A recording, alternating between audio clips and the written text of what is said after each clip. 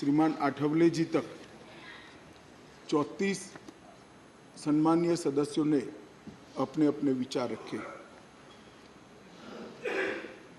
इसके चर्चा के समय सभी ने अपनी अपनी समझ के हिसाब से पक्ष और विपक्ष दोनों में विचार रखे। माननीय सभापति महोदय, मैं आपके माध्यम से पूरे सदन को आश्वस्त करना चाहता हूं कि बिल का उद्देश्य केवल और केवल दिल्ली में सुचारू रूप से भ्रष्टाचार विहीन और लोकाभिमुख शासन हो। अब किसी को भ्रष्टाचार विहीन और लोकाभिमुख शासन में विरोध है तो इसका तो मेरे पास कोई जवाब नहीं है, मगर मैं इतना जरूर आश्वस्त करना चाहता हूं कि बिल के एक भी प्रावधान से मान्यवर पहले जो व्यवस्था थी जब इस देश में कांग्रेस की सरकार थी, वो व्यवस्था में किंचित मात्र भी परिवर्तन नहीं हो रहा है। मान्यवर, मैं आज जो बिल लेकर आपके सामने उपस्थित हुआ हूं वो महामहिम राष्ट्रपति जी के 19 मई 2023 को राष्ट्रीय राजधानी क्षेत्र दिल्ली में सेवाओं के प्रशासन और प्रबंधन से जुड़े अध्यादेश जो उन्होंने प्रख्यापित किया था, वो अध्यादेश से बनी हुई व्यवस्था के स्थान पर विधि द्वारा बनी हुई व्यवस्था को प्रस्तावित करने के लिए बिल लाया। ये इसका मूल उद्देश्य है। मैं सारी बातों का डिटेल जवाब दूंगा कि बिल क्यों लाना पड़ा, अध्यादेश लाने की जल्दी क्या थी, ये बिल कैसे संविधान सम्मत है, ये बिल कैसे सुप्रीम कोर्ट के जजमेंट को किसी भी एंगल से, किसी भी तरह से इसको वायोलेट नहीं करता है। ये सारी चीजों का मैं जरूर जवाब दूंगा। माननीय महोदय, चूंकि इतनी लंबी चर्चा इस सदन ने करी है, मैं दिल्ली की स्थिति को थोड़े शब्दों में जरूर सदन के सामने रखना चाहूंगा। मान्यवर, दिल्ली कई मायनों में सभी राज्यों से अलग प्रदेश है, क्योंकि यहाँ संसद भवन भी है, कई सारे इंस्टीट्यूशन का स्टेटस एंजॉय करने वाली संवैधानिक हस्तियां यहाँ विराजमान होती, सुप्रीम कोर्ट है, एम्बेसीज यहाँ है और बार बार दुनिया भर के राष्ट्राध्यक्ष यहाँ पर चर्चा करने के लिए यहाँ आते हैं। मान्यवर, इसीलिए दिल्ली को यूनियन टेरिटरी बनाया गया है। स्टेट लिस्ट के मुद्दों पर यहाँ की सरकार को सीमित मात्रा में अधिकार दिए हैं। दिल्ली असेंबली के साथ मगर सीमित अधिकारों के साथ यूनियन टेरिटरीज है। तो आगे पर जिसको भी दिल्ली में चुनाव लड़ना है, इसको दिल्ली के एक कैरेक्टर को समझना चाहिए। मान्यवर, मैं जब पंचायत का चुनाव लड़ता हूं और पार्लियामेंट के अधिकारों की मांग करता हूं तो ये संवैधानिक रूप से पूरे नहीं हो सकते। हम जब चुनाव लड़ते हैं दिल्ली के एमएलए का या चीफ मिनिस्टर की दावेदारी करते हैं, तब हमको मालूम होना चाहिए कि यूनियन टेरिटरीज है। और सपना तो मुझे कोई भी आ सकता है, मगर चुनाव में जो लड़ता हूं इसके हिसाब से भी हो सकता, सपने पूरे हो सकते हैं। और अगर देश का प्रधानमंत्री बनना है तो संसद का चुनाव लड़ना पड़ता है, दिल्ली के एमएलए का चुनाव से नहीं लड़ना पड़ता है। माननीय अध्यक्ष महोदय, दिल्ली के शासन का इतिहास भी मैं जरा बताना चाहता हूं। स्वतंत्रता पूर्व भी दिल्ली कई सालों से किसी न किसी प्रकार से देश का सत्ता का केंद्र रहा, राजधानी रहा। नजदीक के भूतकाल में चले जाइए तो 1911 में दिल्ली तहसील और महरौली थाना, ये दोनों को अलग कर राजधानी बनाया गया। बाद में वर्ष 1919 और 1935 के अधिनियमों में उस वक्त की ब्रिटिश सरकार ने दिल्ली को चीफ कमिश्नर प्रोविंस माना। स्वतंत्रता के समय के जब संविधान बनने की प्रक्रिया हुई, उस वक्त दिल्ली के स्टेटस के बारे में पट्टाभी सीतारामैया और बाबा साहेब आम्बेडकर की एक कमेटी बनी और ड्राफ्टिंग कमेटी ने दिल्ली की स्थिति को लेकर विस्तृत विचार विमर्श किया। माननीय सभापति महोदय, पट्टाभी सीतारामैया समिति ने दिल्ली को लगभग राज्य स्तर का दर्जा देने की सिफारिश की थी। उसी कमेटी के चर्चा के वक्त पंडित नेहरू, सरदार पटेल, सी राजगोपालाचारी, डॉक्टर राजेंद्र प्रसाद और स्वयं डॉक्टर अंबेडकर जैसे नेताओं ने इसका अलग अलग तर्क देकर विरोध किया था।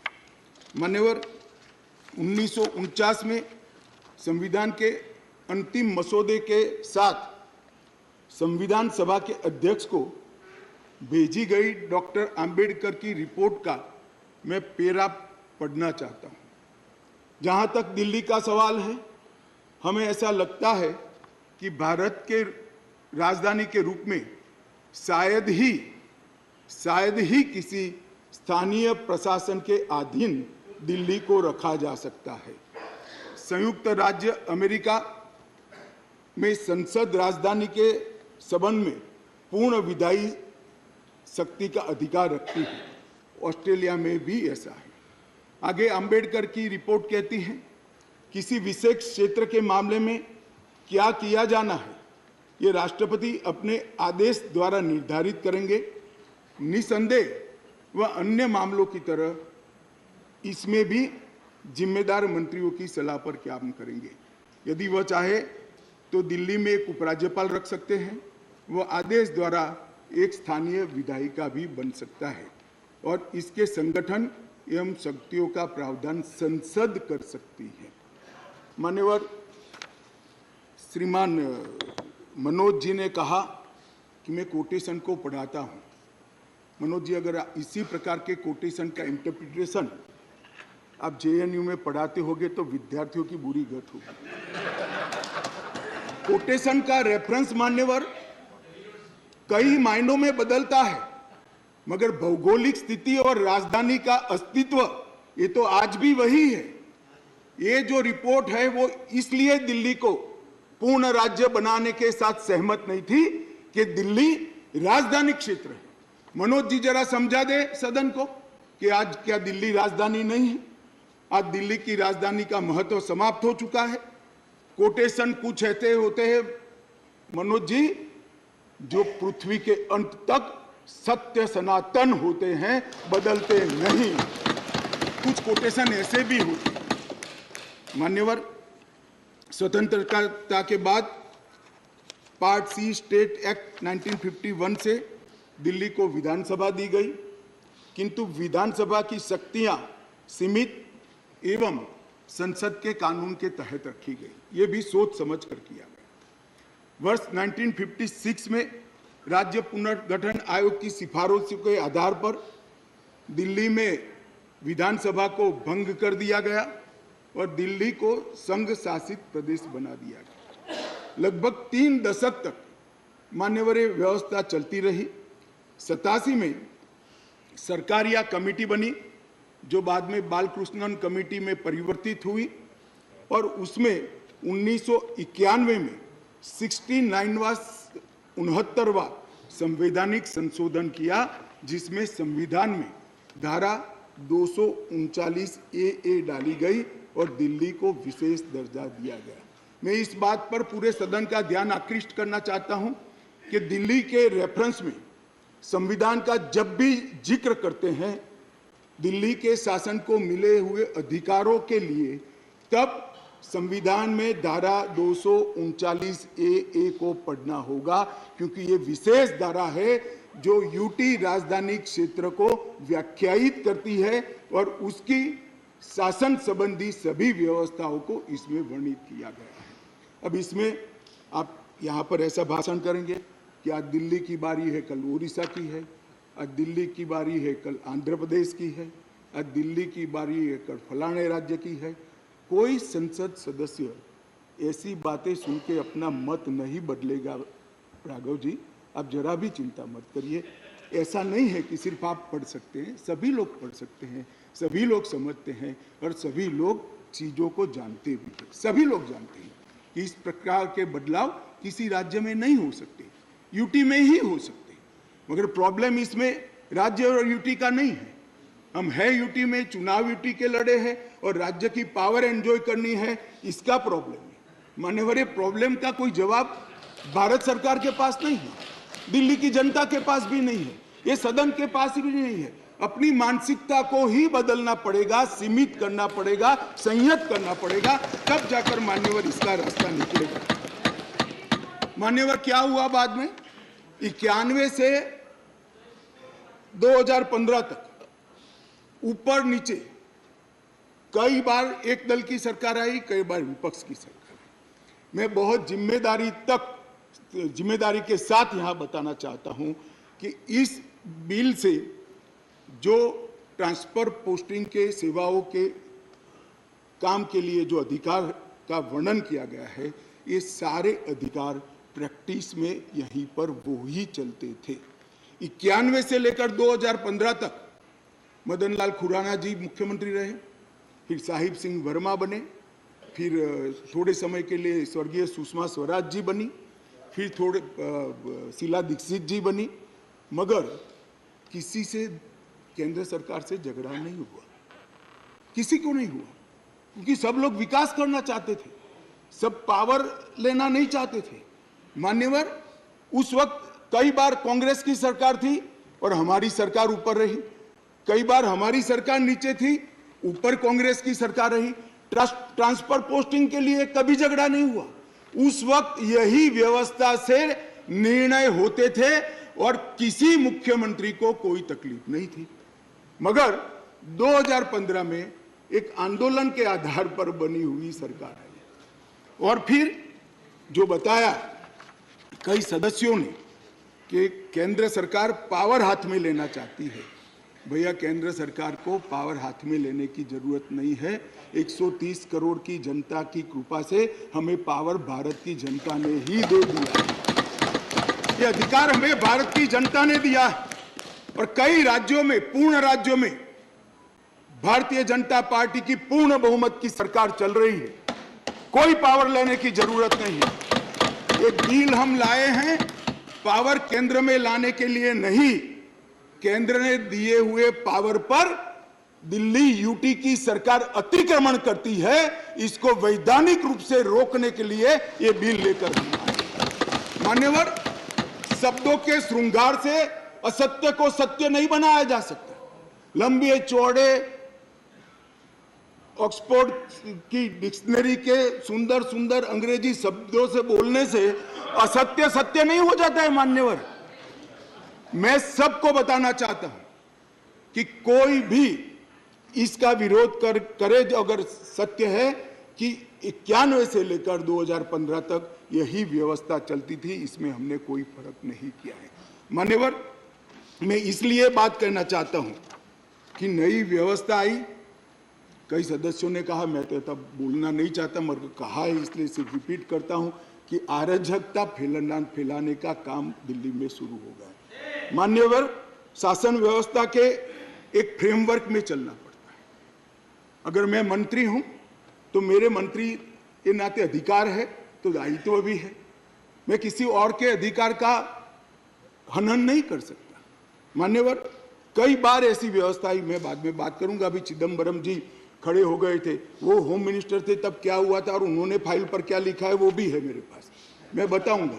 मान्यवर, परंतु मैं इतना स्पष्टता से कहना चाहता हूं कि 91 से लेकर 2015 तक ये व्यवस्था जस की तस थी, जिसको बदलने के लिए 2015 में एक परिपत्र किया गया दिल्ली सरकार द्वारा, जिसको नलीफाई करने के लिए भारत सरकार ने एक परिपत्र सेवाओं के बारे में इश्यू किया। उसको उच्च न्यायालय में चुनौती दी गई। उच्च न्यायालय में भारत सरकार के पक्ष में फैसला आया, फिर सर्वोच्च न्यायालय की खंडपीठ को वो रिफर कर दिया गया।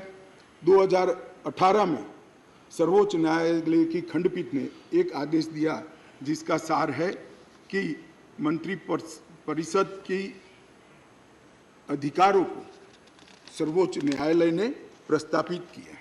मान्यवर फिर वो डिवीजन बेंच के अंदर 2 जज की बेंच के अंदर गया, वहां सहमति नहीं बनी और फिर से खंडपीठ को रिफर कर दिया गया और 11 मई को सर्वोच्च न्यायालय की खंडपीठ ने सेवाओं के मामले में अपना निर्णय दिया। ये जो निर्णय है मान्यवर, इसमें सर्वोच्च न्यायालय ने ये विषय तय किया है भारतीय संघ को केवल 3 विषयों पर पॉलिसी और पुलिस, पब्लिक ऑर्डर और लैंड, ये 3 विषय पर ही कार्यकारी अधिकार प्राप्त है। सेवाओं का अधिकार दिल्ली सरकार के पास रहता है। परंतु उसी जजमेंट में ये कहा गया, हालांकि 239A को कोट कर कि संसद को दिल्ली राजधानी क्षेत्र के सभी विषयों पर और किसी भी क्षेत्र पर कानून बनाने का अधिकार है। मान्यवर, अब जो लॉयर होते हैं वो बातों को बहुत खूबसूरत तरीके से रखने में माहिर होते हैं। एक ही अधिवक्ता एक बार एक धारा को डिफेंड करता है तो वही अधिवक्ता दूसरी बार वही धारा का विरोध करता है। मगर हमको तो ऐसी महारत हासिल नहीं, हम तो सार्वजनिक जीवन के छोटे कार्यकर्ता है, तो जो सच होते हैं वो बोलते हैं। मैंने अभिषेक मनु सिंघवी जी को ध्यान से सुना। मान्यवर, उन्होंने कहा, उन्होंने क्या करा उनको पूरा मालूम है, मैं मानता हूं मालूम होगा, बड़े विद्वान वकील है। उन्होंने अनुच्छेद 339A7A को पढ़ा जिसमें लिखा है 239AA7A के तहत संसद को केंद्र सरकार के प्रावधानों को इफेक्ट देने या सप्लीमेंट करने के लिए कानून बनाने का पूरा अधिकार है। उन्होंने पढ़ा, मगर इसके ऊपर 3B में नहीं गए। मैं अब पढ़ता हूं 3B क्या है। पहले मैं 239A में दिल्ली के विषय में विशेष प्रावधान किए गए हैं। इसके तहत दिल्ली विधानसभा सहित संघ शासित प्रदेश है, विधानसभा सहित संघ शासित प्रदेश।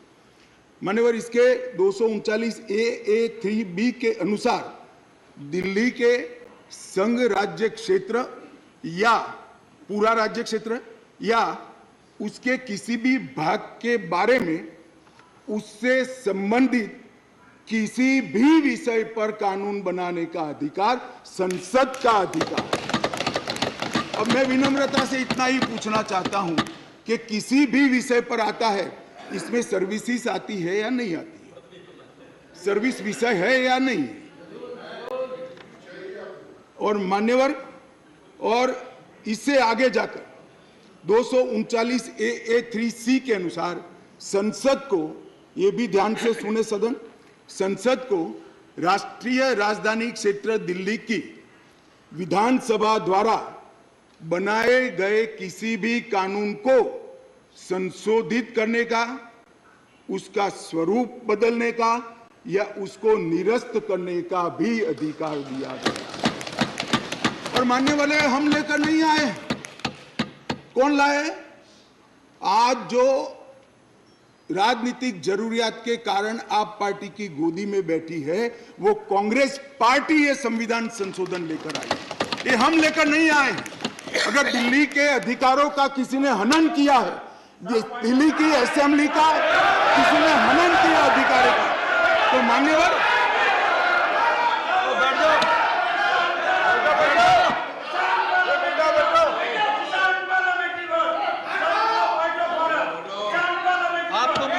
लगी होगी, बैठ जाओ बैठ जाओ। आपको तकलीफ हुई है? अरे गोदी में बैठने में तकलीफ हुई है? माननीय अध्यक्ष जी, इनको करने में तकलीफ नहीं और सुनने में क्यों तकलीफ होती है? करते हैं तो सुनना पड़ेगा। गोदी में बैठ गए। मैं फिर से रिपीट करना चाहता हूं, केवल और केवल राजनीतिक स्वार्थ के कारण आप पार्टी का अपीचमेंट करने के लिए ये अपने ही लाए हुए कानून का ये विरोध कर रहे हैं।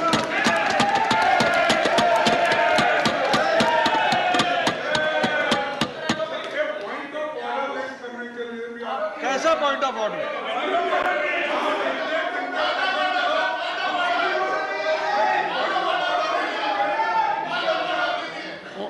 Honorable Minister, Honorable Minister, माननीय अध्यक्ष जी, Honorable Minister. Would you please raise your point of order? Point of order पे What रहूंगा. is your point? Our rule, Please, our rule says unparliamentary word cannot be used in this house. We have the book of list और उसी list के हिसाब से किसी party किसी के साथ जाने पे उसकी गोदी में बैठी है, ये वर्ड अनपार्लियामेंट्री है. कल हम भी बोलेंगे. आप डेकोरम की बात करते हो, आप डेकोरम की बात करते हो, तो कल ये किसकी गोदी में बैठे हैं हम भी बीजेपी के लिए बोलेंगे कि कौन सी गोदी है, किसकी गोदी में बैठे हैं. तो डेकोरम आप कहते हो, तो डेकोरम मेंटेन हम भी करना चाहते हैं. और speaker sir, you are not to make a speech. I have heard your point of order. I honourable reject the point of order. Take your seat. Sir,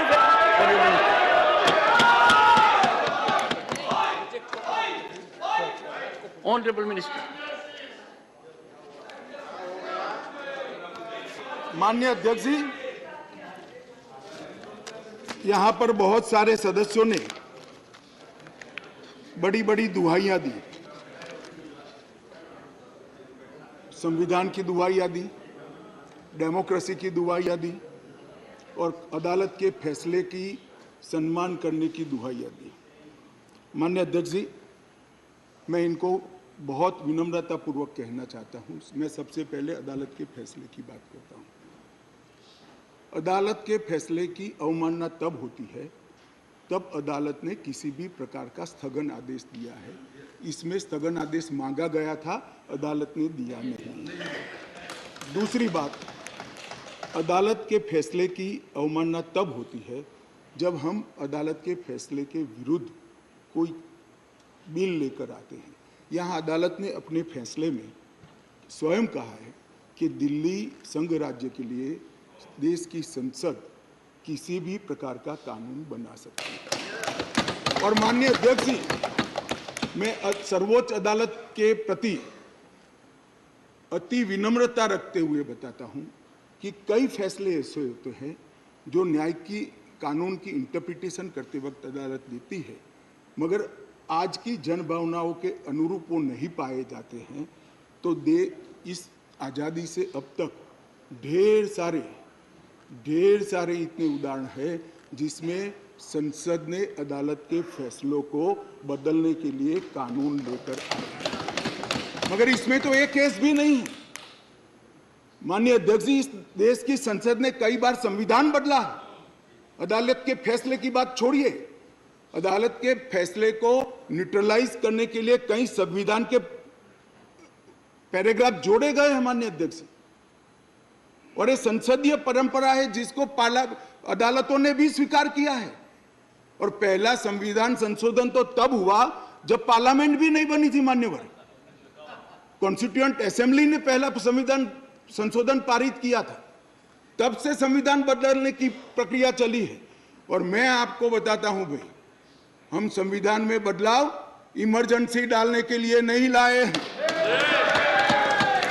हम संविधान में बदलाव उस वक्त की तत्कालीन राष्ट्रपति की सदस्यता जो चली गई थी, इसको पुनर्जीवित करने के लिए नहीं लाए हैं. और इमरजेंसी डालकर लाखों डेमोक्रेटिक कार्यकर्ताओं को जेल में अरे खड़गे जी सुनिए, मैं धैर्यपूर्वक सुना हूं. कांग्रेस को लोकतंत्र पर बोलने का कोई अधिकार नहीं है. आप क्या बात करते हो लोकतंत्र की?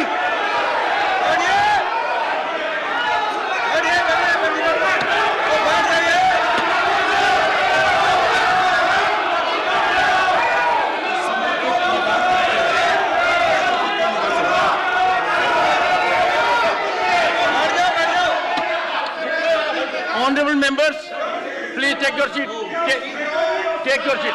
Nothing will go on record. Take your seat. Take your seat.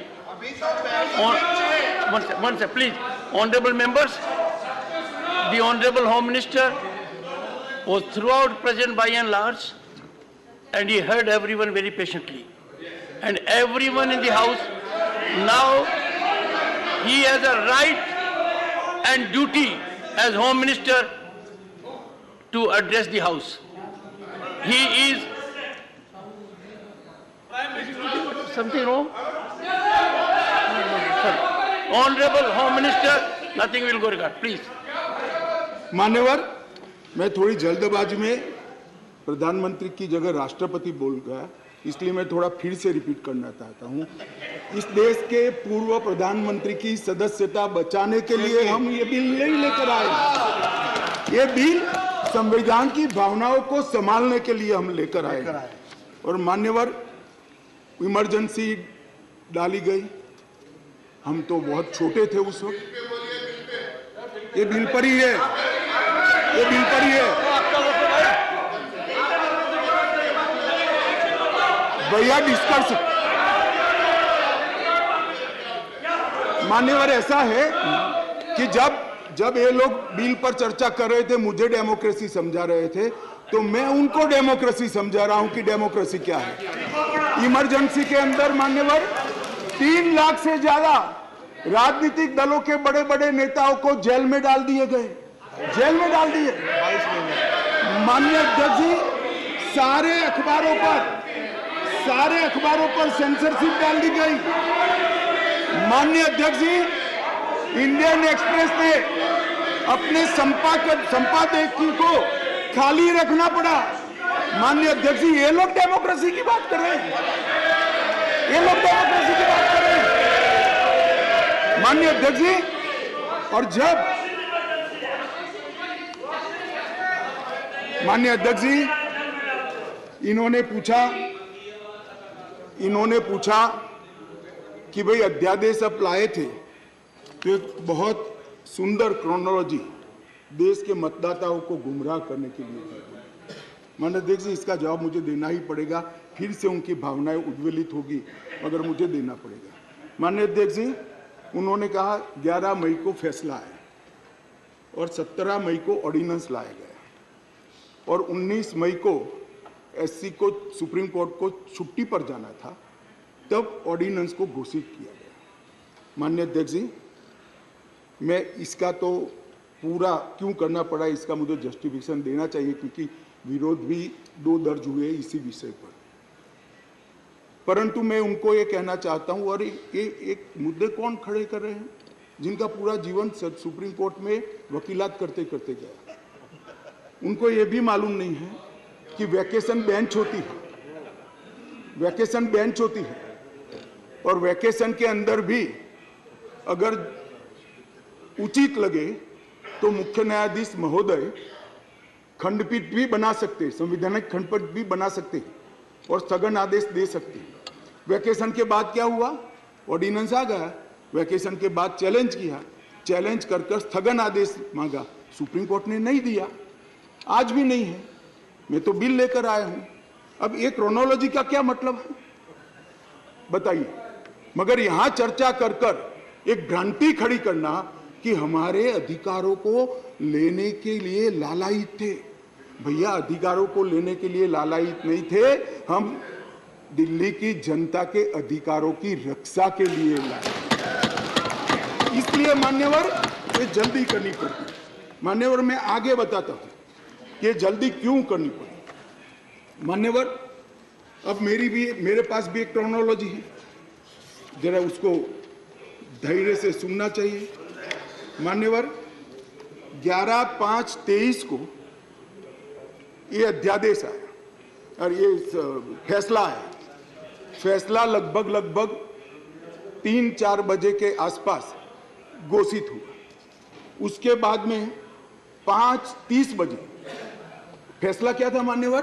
फैसला तो ये था कि संवैधानिक खंडपीठ ने एक फाइंडिंग दिया है, ये रेगुलर बेंच के सामने जाएगा, रेगुलर बेंच हियरिंग करेगी और बाद में इस पर आदेश पारित करेगी, तब जाकर फैसला लागू होगा।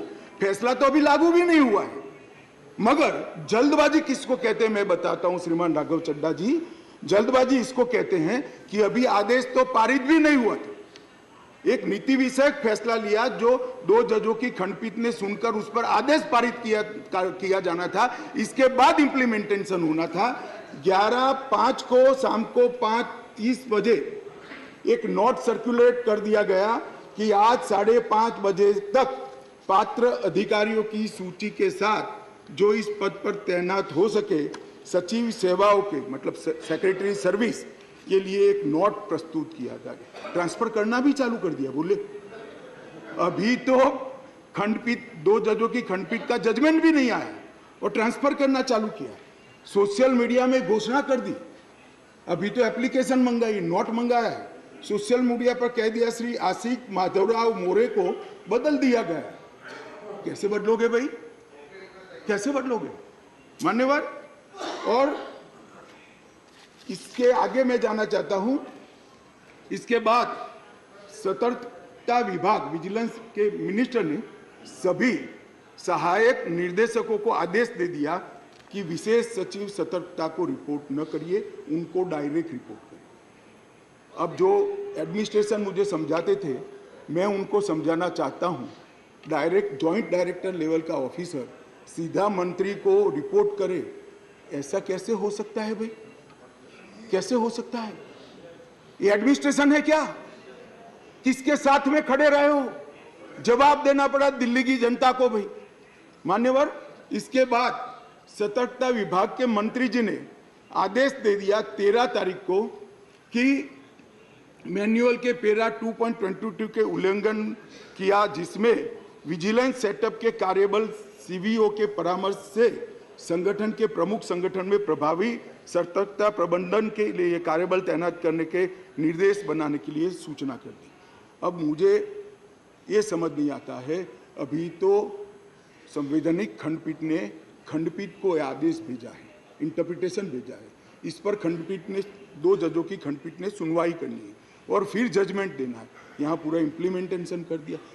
मगर विश्व में कोई भी विज्ञान का नियम है, कोई भी चीज अकारण नहीं होती है।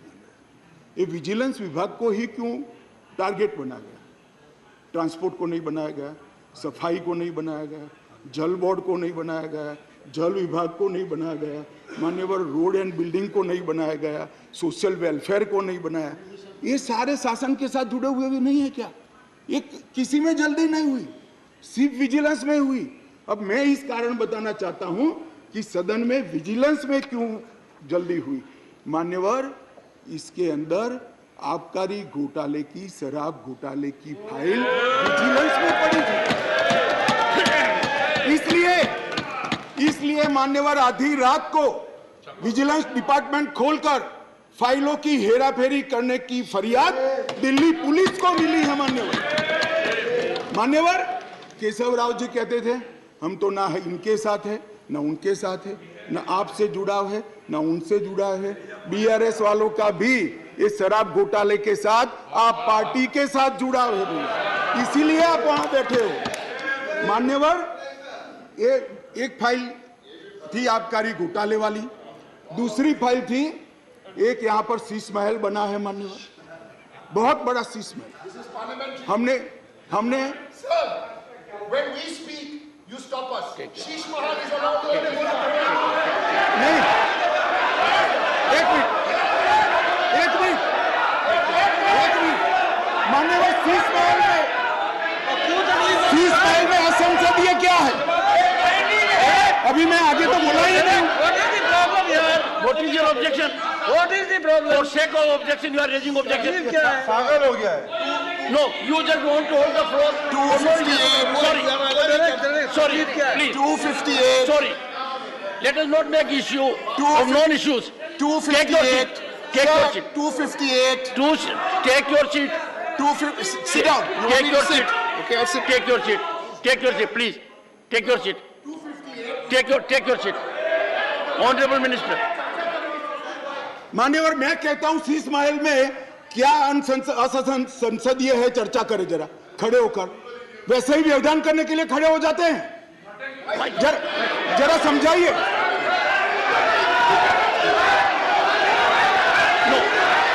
मान्यवर मेरा निवेदन है, मान्यवर मेरा निवेदन है, असंसदीय क्या है इसमें इसकी चर्चा की जाए। मेरा निवेदन है। Take your seat please, take your seat, take your seat, take your Sheesh Mahal पे चर्चा हो जाए। टेक योर सीट, टेक योर you Mr. Derek O'Brien, you deliberately got up only to create disturbance, only to create disruption. This will not be accepted. Please.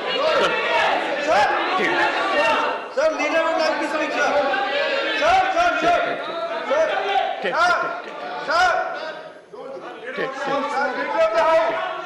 Please. Sir, leader of the house. No. Honorable Minister. Sir ये आपने पिछली बार भी इस विषय के ऊपर बड़ी गंभीरता बताई थी कि जो थिएट्रिक्स करने का सिलसिला इस सदन में जो माननीय सदस्य करते हैं, अगर इनको हिम्मत है, अगर इनका इरादा शीश महल के ऊपर चर्चा करने का है तो हम अभी के अभी शीश महल के ऊपर चर्चा करने के लिए तैयार है। हो जाए शीश महल के ऊपर पूरी चर्चा। जो ये शीश महल को ऑब्जेक्ट कर रहे हैं, Take your seat. Take your seat. Take your seat. Take your seat. Please, please. Take your seat. Oh, one second. Sorry, sir. 1 second. Sorry. Please. Honorable members, I was hearing the Honorable Home Minister with total focus.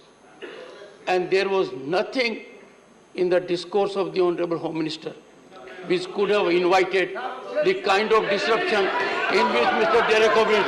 I urge the House, I urge the Honorable members, we have been decorous during the whole day. Don't act on a plan. Let us believe in decorum. Honorable Home Minister. Honorable Home Minister. No. Honorable Home Minister.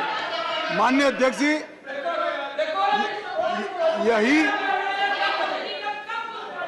जिसको निशाना बनाया गया वही vigilance की office में मुख्यमंत्री के नए बंगले पर खर्च हुए अवैध खर्चे के लिए और आवंटित की गई राशि से 6 गुना ज्यादा खर्चे के लिए जांच की फाइल भी उसी के अंदर थी। माननीय अध्यक्ष जी, माननीय सुप्रीम कोर्ट ने एक ऑर्डर दिया था कि अपनी पार्टी के, सरकार के नहीं, अपनी पार्टी के प्रचार के लिए दिल्ली सरकार का जो खर्च हुआ है वो खर्च दिल्ली सरकार से नहीं, आप पार्टी से वसूल कर दिल्ली सरकार के खजाने में डाला जाए 90 करोड़ रुपए। इसकी जांच भी यही विजिलेंस डिपार्टमेंट ने की। मान्यवर, इन्होंने दिल्ली सरकार के पास लॉ एंड ऑर्डर नहीं है, इसका मतलब पुलिस नहीं है, इसलिए वहां इंटेलिजेंस डिपार्टमेंट नहीं हो सकता है, मगर उन्होंने एक फीडबैक यूनिट बनाया और फीडबैक यूनिट से राजनीतिक जानकारियां इकट्ठा करना शुरू करी। मान्यवर, इसके खिलाफ भी एक जांच चली और ये जांच की फाइल भी विजिलेंस डिपार्टमेंट ने दी। मान्यवर, BSES और BYPL ये 2 वीज वितरण कंपनियां हैं जिनका 21,000 करोड़ रुपया दिल्ली सरकार को बकाया है, देना है, फिर भी 2,000 करोड़ का उनको पेमेंट कर दिया गया। इसकी भी जांच चल रही है, वो जांच की फाइल भी इसी विजिलेंस डिपार्टमेंट में थी। मान्यवर, और ये आधी रात को जो कागज इधर उधर कोड़ने का प्रयास किया गया वो ही इमरजेंसी थी। चिदम्बरम साहब को शायद मालूम नहीं था, इसलिए पूछते थे कि क्या इमरजेंसी थी, तो भाई ये इमरजेंसी ये थी। और मान्यवर, अगर ये न करते तो सारे घोटालों की फाइलों को गुम करने का एक नया घोटाला रजिस्टर करना और इसलिए इमीडिएटली ऑर्डिनेंस लाना पड़ा जो संविधान सम्मत है संविधान में ऑर्डिनेंस की व्याख्या और अधिकार ऐसे स्थितियों के लिए ही दिए गए हैं और सबको मालूम है जब ऑर्डिनेंस लेकर आते हो तो 6 माह के अंदर या सबसे पहले सदन के अंदर, जो सदन जब मिलेगा तब सदन के सामने रखना पड़ता है। तो आज मैं लेकर आया हूं। अब इसमें गैर संवैधानिक क्या है भाई, बताओ तो। इतनी सारी 5 घंटे से चिल्लाट चिल्लाट करते हैं, इसमें गैर संवैधानिक क्या है? क्या प्रीपेड? तो क्या कर रहे हैं? सवाल क्या कर रहे हैं? नहीं तो कर रहे हैं। नहीं, एक सेकंड। मान्यवर खड़गे साहब की बात सही है। चिल्लाना शब्द निकाल दीजिए। बार बार रिपीटेशन के साथ इसको आप दोहरा रहे हो, इसलिए मैं बता रहा हूं बस। खड़गे साहब की बात सही है सर। मान्यवर, अब ये विधानसभा के अधिकारों की बात करते हैं। हम सब ये सदन के सदस्य हैं। सदन जब राष्ट्रपति महोदय आहूत करती है, बाद में इसका सत्रावसान होता है। ये संविधान की एक बनाई हुई सदन को चलाने की कार्यरीति है। इस पूरे देश में एक ही असेंबली है जिसका सत्रावसान ही नहीं हुआ ना, सत्रावसान होता ही नहीं। स्पीकर साहब सदन को मुलतवी करते और फिर जब बोलाना है, राजनीतिक भाषण करना है, तब सदन को बुलाकर 3 घंटे चलाकर फिर से बंद कर देते। दिल्ली असेंबली ऐसी है जिसका आज तक सत्रावसान ही नहीं हुआ है। मान्यवर, आप मुझे बताइए ऐसे चल सकता है? माननीय अध्यक्ष जी, विधानसभा के rules of procedure and conduct of business 1997 के नियम 70 में विधानसभा अध्यक्ष को सदन को स्थगित करने का अधिकार दिया है। ये अधिकार इस तरह से देश के किसी भी असेंबली के स्पीकर ने नहीं उपयोग किया है। मैं इस पर कोई टिप्पणी करना नहीं चाहता। अगर उचित है तो कांग्रेस पार्टी ने जरूर इसका समर्थन करना चाहिए कि भाई विधानसभा को या संसदों को स्थगन कर ही चलाना, कभी सत्रावसान नहीं करना, वो सेशन में ही रहेंगे। अब सेशन में ही रहेंगे तो कानून कैसे बनाओगे? आप कैबिनेट बुला ही नहीं सकते। इसलिए क्या स्थिति है समझिए साहब। 2020 में सत्र की संख्या कितनी हुई दिल्ली के? 1 बजट सत्र। 2021 में कितनी? 1 बजट सत्र। 2022 में कितनी बार सदन बुलाया गया?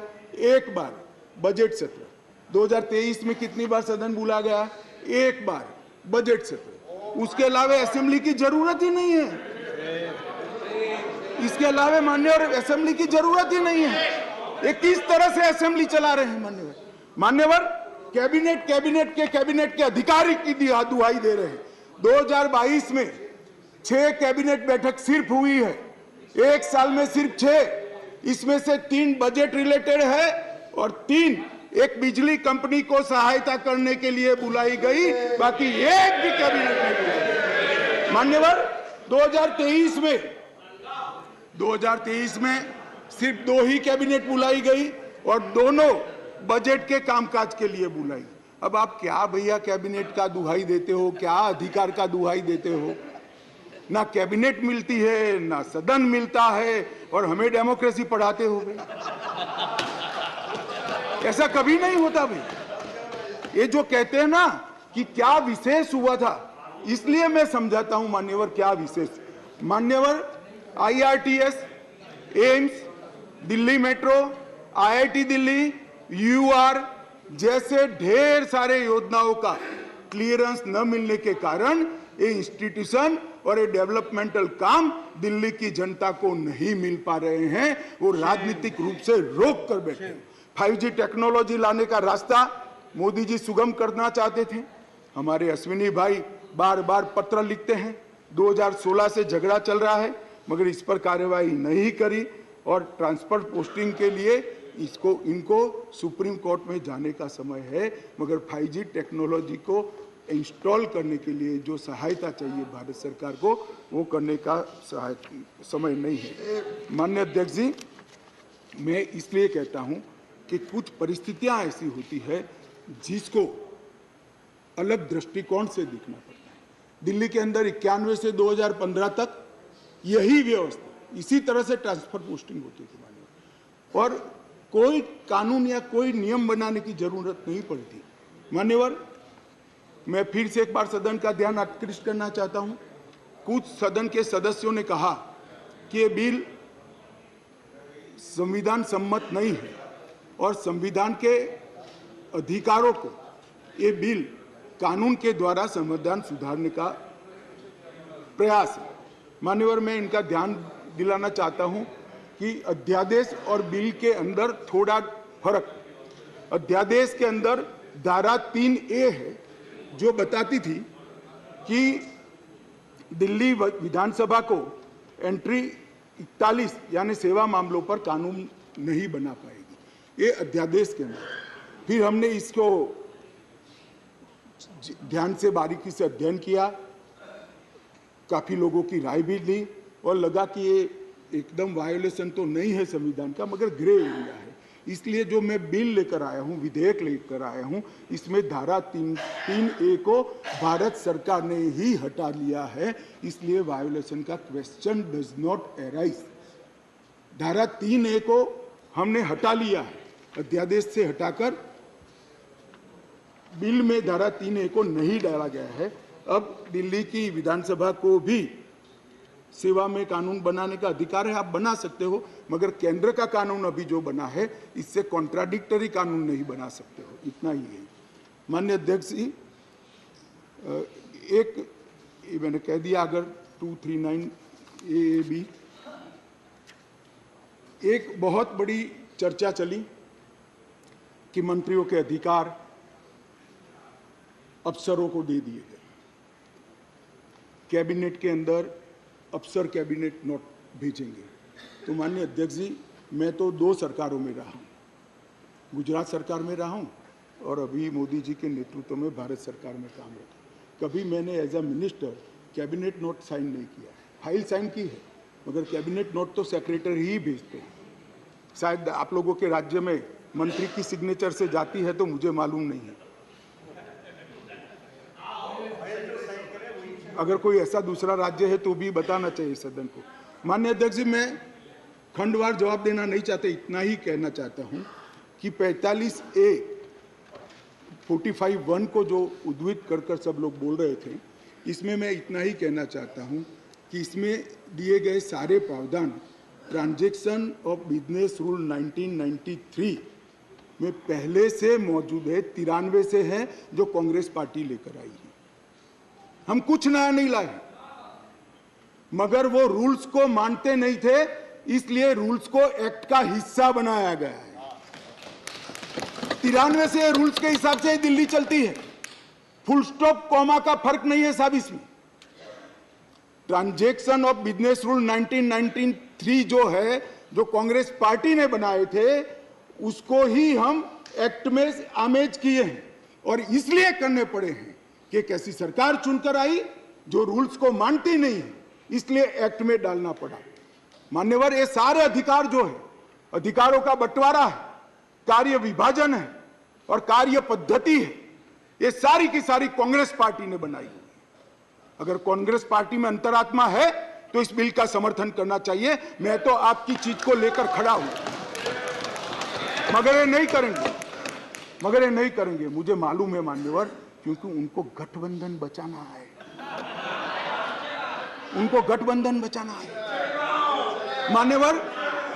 मान्यवर, मैं आपको बताना चाहता हूं, ये आप पार्टी का जन्म ही कांग्रेस का विरोध कर हुआ। लगभग 3 टन जितनी गाली कांग्रेस की सरकार को बोले और बोलकर सरकार में आए, और आज अनधिकृत अधिकार प्राप्त करने के लिए कांग्रेस का समर्थन ले रहे हैं। और कांग्रेस वालों को भी ठीक है, चलो हमारा गठबंधन बढ़े।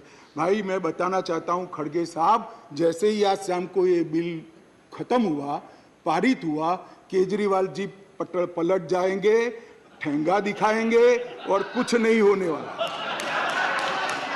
तो उनका लक्ष्य हम नहीं है, कांग्रेस पार्टी है। जरा इनका चुनावी इतिहास देखिए, उनका लक्ष्य साफ हो, वो आपको नहीं छोड़ेंगे। खैर, वो आपको देखना है। और माननीय अध्यक्ष जी, ये सारे लोग सिद्धांतों की मुझे दुहाई दे रहे थे। मैं पूछना चाहता हूं, तृणमूल कांग्रेस और कम्युनिस्ट पार्टी आज एक मंच पर है, किस सिद्धांत के तहत है? जरा बताइए तो मुझे, किस सिद्धांत के तहत है? पूरा जीवन एक तृणमूल कांग्रेस पार्टी का जन्म ही कम्युनिस्टों का विरोध करते हुए हुआ है। कांग्रेस पार्टी से वो इसलिए अलग हुए, कि नरसिम्हा राव जी ने कम्युनिस्ट पार्टी से हाथ मिला लिए और आज सत्ता प्राप्त करने के लिए वो इनके साथ बैठे। एक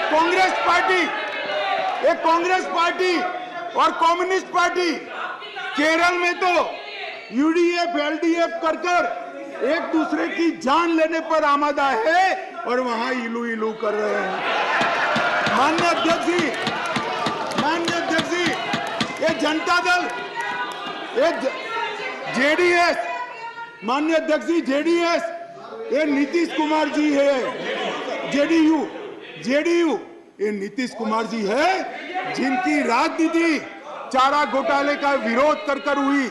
इनके राष्ट्रीय अध्यक्ष लल्लन सिंह जी कहते थे, मैं पान का बनवारी बन जाऊंगा मगर कांग्रेस पार्टी के साथ नहीं जाऊंगा, लालू के साथ नहीं जाऊंगा। मान्यवर, ये साथ में आ गए। साथ में क्यों आए?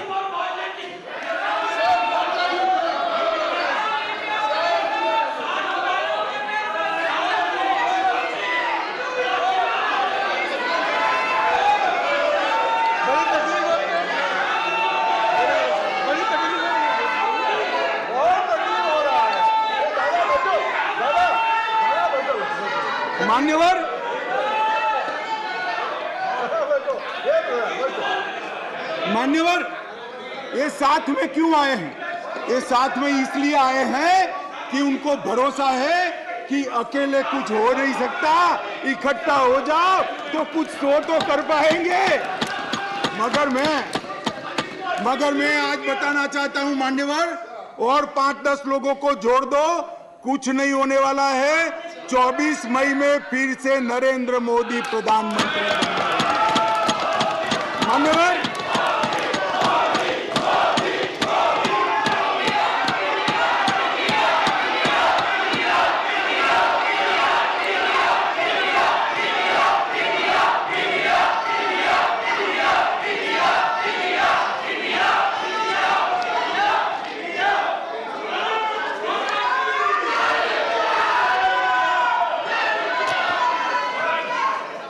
मान्यवर, श्री संजय राउत ने कहा, मान्यवर श्री संजय राउत ने कहा,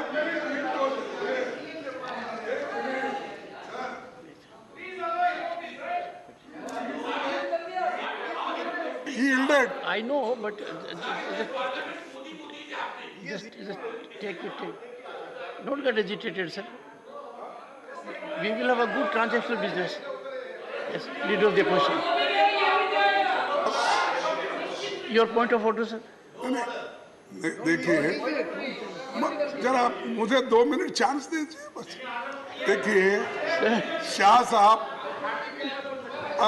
उन्होंने ऑर्डिनेंस पे बोल रहे हैं, ठीक है, लेकिन ऑर्डिनेंस को छोड़ के वो हमारे इमरजेंसी से लेकर और अब तक जो आगे 2024 में, अरे भाई चुप, सब आधे कांग्रेस के हैं इसमें,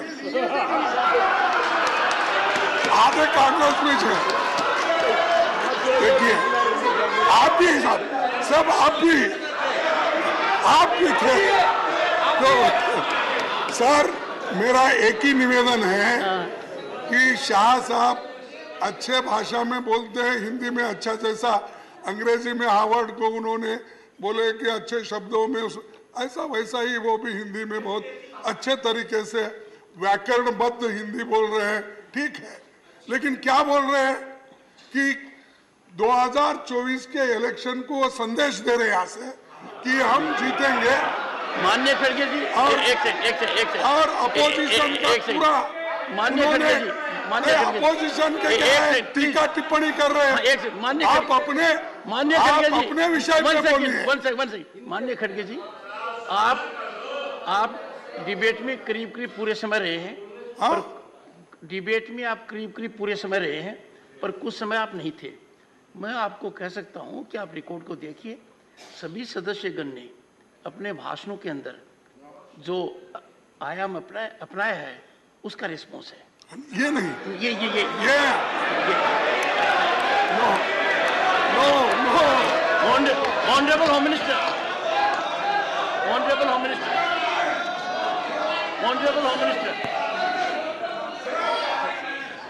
ऑनरेबल होम मिनिस्टर, खड़गे साहब, मैं ध्यान रखता हूं।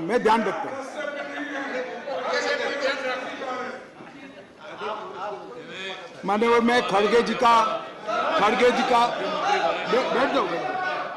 मान्यवर, मैं खड़गे जी का धन्यवाद करता हूं। इन्होंने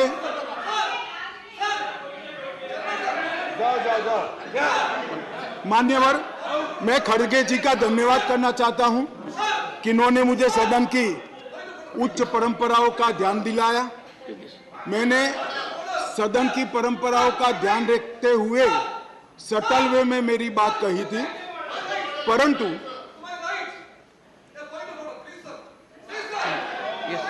मान्यवर, मैंने सटल वे में ही करी थी। मैसेज आधा अधूरा गया था, खड़गे जी ने पूरा मैसेज डाल दिया, इसलिए मैं उनका धन्यवाद करना चाहता हूं। मान्यवर, संजय राउत जी ने कहा कि मोदी जी विदेश जाते हैं तो उनका सम्मान होता है, कोई उनका ऑटोग्राफ मांगता है, कोई उनको झुककर नमन करता है, कोई उनसे अपॉइंटमेंट मांगता है, कोई मोदी इज द बॉस कहता है। वो सम्मान मोदी जी का नहीं है, देश का सम्मान। मैं यही कहना चाहता हूं, हमारे मन में कोई मुगलता नहीं है कि नरेंद्र मोदी व्यक्ति का सम्मान है। ये नरेंद्र मोदी नाम के देश के प्रधानमंत्री का सम्मान। मगर इतने सारे देश के राष्ट्रपति, प्रधानमंत्री, राष्ट्राध्यक्ष भारत के प्रधानमंत्री को सम्मान देते हैं। इससे देखकर आप भी जरा देना चालू करो तो थोड़ा अच्छा दिखेगा। मान्यवर, कम्युनिस्ट पार्टी के 2 सदस्यों ने मेरी पार्टी का उल्लेख देकर कहा कि मेरी पार्टी का आजादी के आंदोलन में कोई इतिहास नहीं है, हिस्सा नहीं। सुनिए, मगर मैं उनके एक व्यवहारिक जनरल नॉलेज पर क्वेश्चन उठाना चाहता हूं कि जो व्यक्ति का, मतलब इंस्टीट्यूशन के नाते कहता हूं, जो पार्टी का जन्म ही 1950 में हुआ हो, वो आजादी के आंदोलन में कैसे हिस्सा ले सकते हैं भैया? हमारी पार्टी का जन्म ही 1950 में हुआ, हम कैसे आजादी का आंदोलन लड़ेंगे? मान्यवर, मगर कई ऐसे हमारे फाउंडर मेंबर थे, श्यामा प्रसाद मुखर्जी से लेकर कई सारे। आज बंगाल अगर भारत में है तो श्यामा प्रसाद मुखर्जी के कारण है, और अगर आज कश्मीर भारत में है तो श्यामा प्रसाद मुखर्जी के कारण। और मान्यवर, ये कह रहे थे ये नागपुर से इशारा आता है, नागपुर से। ठीक है भाई, चलो 1 सेकंड के लिए मेरी बात मान लो, नागपुर से इशारा आता है, आपकी बात को मैं मान लेता हूं, मगर नागपुर तो भारत का हिस्सा है, रसिया या चीन नहीं है। आपकी पार्टी तो रसिया और चीन से इशारा लेती थी। मान्यवर, ये मुझे क्या कह रहे हैं? कम्युनिस्ट पार्टी बात कर रही है देशभक्ति की, कम्युनिस्ट पार्टी देशभक्ति की बात कर रही है। मान्यवर, इनको ये ठीक नहीं लगता। मान्यवर, चिदंबरम साहब ने कहा कि दिल्ली के लिए भी बीजेपी का अधिकार नहीं। दिल्ली में बीजेपी की 2 बार सरकार नहीं हुई। तो भाई, अगर यही सिद्धांत है तो आपको तो बोलने का ही अधिकार नहीं। आपके तो ना संसद सदस्य है, ना धारासभा में कोई सदस्य है। हमारे कम से कम 7 संसद सदस्य भारतीय जनता पार्टी के। और यही थियरी को माने तो विपक्ष के नेता ने ढेर सारे राज्यों के लिए वो बोल ही नहीं पाए। यूपी के लिए नहीं बोल पाएंगे, बिहार के लिए नहीं बोल पाएंगे, बंगाल के लिए नहीं बोल पाएंगे, ओडिशा में नहीं बोल पाएंगे, नॉर्थ ईस्ट में।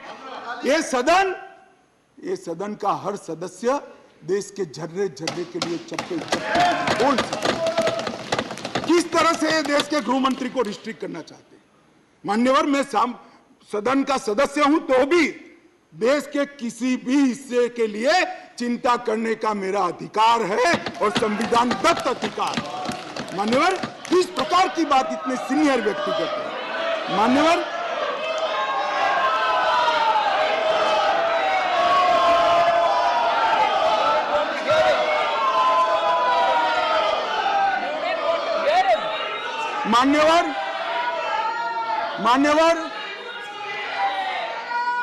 मान्यवर, मणिपुर के लिए भी मैंने सदन से पहले ही आपको पत्र लिखा है कि मणिपुर के लिए चर्चा के लिए मैं तैयार हूं। आज भी कहता हूं, अभी 11 तारीख बाकी है, हमें कुछ छिपाना नहीं है।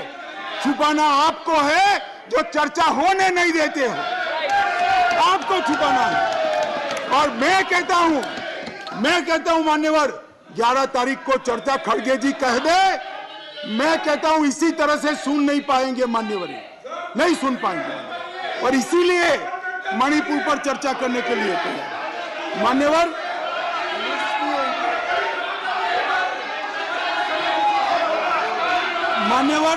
उनको मालूम है कि बिजनेस एडवाइजरी कमेटी समय तय करती है। मैं अभी देश की जनता के सामने कहता हूं, 11 तारीख को, एक सेकंड, सुन लिया, बैठिए। मान्यवर, मैं सदन के सामने स्पष्टता करना चाहता हूं। एक चर्चा वो 267 के तहत चाहते हैं। एक सेकंड, बैठ जाओ। 267 के तहत चाहते हैं, जिसमें मतदान का प्रावधान है। मान्यवर, ये प्रावधान क्यों बना है? जब कोई सरकार बजट के तुरंत बाद अल्पमत में आ जाए और कोई बिल ही न लाए, तो राज्यसभा में अविश्वास की दरखास्त का कोई प्रोविजन नहीं है, तो राज्यसभा में वोटिंग के साथ चर्चा हो, इसलिए रूल्स लाया गया है। यहाँ तो हम हर रोज बिल लेकर आते हैं, भाई गिरा दो बिल, बहुमत है, ये बिल गिरा दो, लो ये बिल ही गिरा दो, ये बिल गिरा दो। मान्यवर, मुझे बताइए, देश की जनता देख रही है, क्या हासिल है वोटिंग से? क्या हासिल है?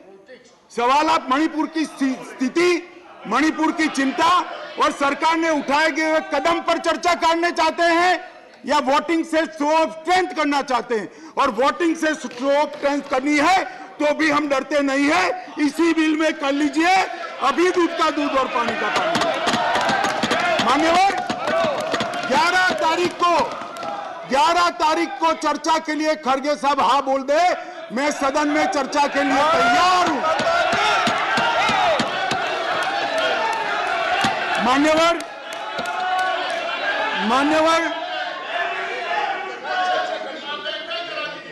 ऐसा है जयराम जी, आपको भी मालूम है अभी नहीं हो सकती। कल अविश्वास का प्रस्ताव है, आपको मालूम है। मान्यवर, देश की जनता सुन ले, 8, 9 और 10 अविश्वास का प्रस्ताव है, इसलिए मुझे कह रही है कि आज 8, 9, 10 में चर्चा करिए। कांग्रेस पार्टी ही लाई है, और मैंने सदन के पहले दिन से आपको पत्र लिखा है मान्यवर, कि सदन में कितनी भी लंबी चर्चा के लिए मैं तैयार हूं, मैं हर बात का जवाब दूंगा, और ये मेरा संवैधानिक दायित्व। मगर जब लोकसभा में अविश्वास प्रस्ताव पर चर्चा होती हो, तब ये चाहते हैं मैं यहां बैठूं। मान्यवर, इनको अविश्वास प्रस्ताव वही लेकर आए हैं, मगर इसकी संवैधानिक महत्व का मालूम नहीं है। अविश्वास का प्रस्ताव होता है, मैं वो सदन का सदस्य हूं, मुझे वहां रहना पड़ता है मान्यवर, और 11 तारीख में क्या बुराई है? क्या बुराई है 11 तारीख में? क्या बुराई है? मान्यवर चर्चा से भाग रहे हैं, ये चर्चा नहीं चाहते हैं, मान्यवर होने नहीं देते हैं। इसलिए मैं कहता हूं मान्यवर कि चर्चा करनी नहीं है, और चर्चा करे तब बोलकर भाग जाना है। आज अच्छा है, कम से कम एकता दिखाने के लिए वोटिंग करने के लिए बैठे हैं। चलो वो बहाने से भी बैठकर संविधान के नियमों के हिसाब से, संसद के नियमों के हिसाब से चर्चा करी, इसके लिए धन्यवाद। मेरा पूरा सदन से मान्यवर निवेदन है कि जो मैं विधेयक लेकर आया हूं इसको पारित किया।